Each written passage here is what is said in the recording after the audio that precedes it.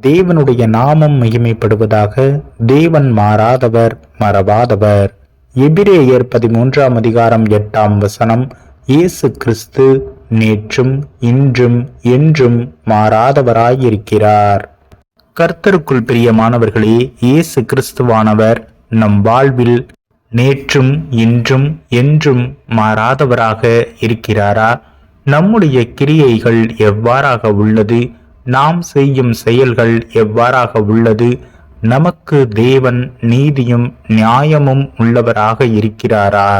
நம்முடைய வாழ்வில் நமக்கு எதிரடையாக செயல்படும் காரியங்களிலிருந்து, சத்துருவின் சோதனைகள் இக்கட்டுகளிலிருந்து நம்மை காத்து வழிநடத்துகிறாரா?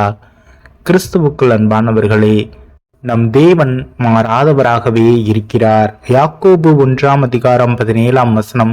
நன்மையான எந்த ஈவும் பூரணமான எந்த வரமும் பரத்திலிருந்து உண்டாகி ஜோதிகளின் பிதாவினிடத்தில் இருந்து இறங்கி வருகிறது. அவரிடத்தில் யாதொரு மாறுதலும் யாதொரு வேற்றுமையின் நிழலும் இல்லை.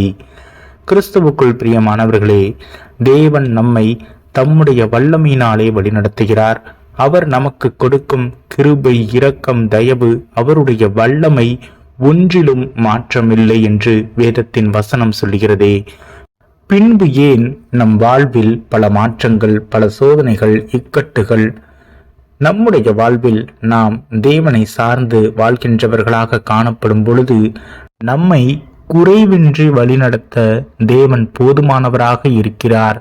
நாம் தேவனை விட்டு விலகும் போது தேவனிடத்தில் இருந்து பெறும் இரக்கம், கிருபை, தயவு, வல்லமை அனைத்தையும் இழந்தவர்களாக மாறுகிறோம். நாம் இங்கு காண்கிறோம், தேவன் மாறாதவர், மறவாதவர். நாம் மாறும் போதும் மறந்து போகும் போதும் அவர் என்றென்றும் மாறாது, மறவாது இருக்கிறார். சங்கீதம் 103ஆம் அதிகாரம் 17ஆம் வசனம். கர்த்தருடைய கிருபையோ அவருக்கு பயந்தவர்கள் மேலும், அவருடைய நீதி அவர்கள் பிள்ளைகளுடைய பிள்ளைகள் மேலும் அனாதியாய் என்றென்றைக்கும் உள்ளது. கர்த்தருக்குள் பிரியமான சகோதர சகோதரிகளே, அவருக்கு பயந்தவர்களுக்கு அவர் கிருபையும் நீதியும் செய்து அவர்களுடைய பிள்ளைகளின் பிள்ளைகளுக்கும் என்றென்றும் அதை செய்து அனாதி தேவனாக வீற்றிருக்கிறார் என்று வேதத்தின் வசனம் சொல்கிறதே. நம்மை நாம் அவரிடம் தாழ்த்துவோம், அர்ப்பணிப்போம். அவருடைய கிருபைக்கும் தயவுக்கும் அவருடைய வல்லமையை உணரத்தக்கதாக நம்மை அவருடைய பாதத்தில் தாழ்த்துவோம். அவர் நேற்றும் இன்றும் என்றும் மாறாதவராக இருக்கிறார். இயேசுவின் நாமம் ஒன்றே போதும், என்றும் போதும், என்றென்றும் போதும். ஆமீன்.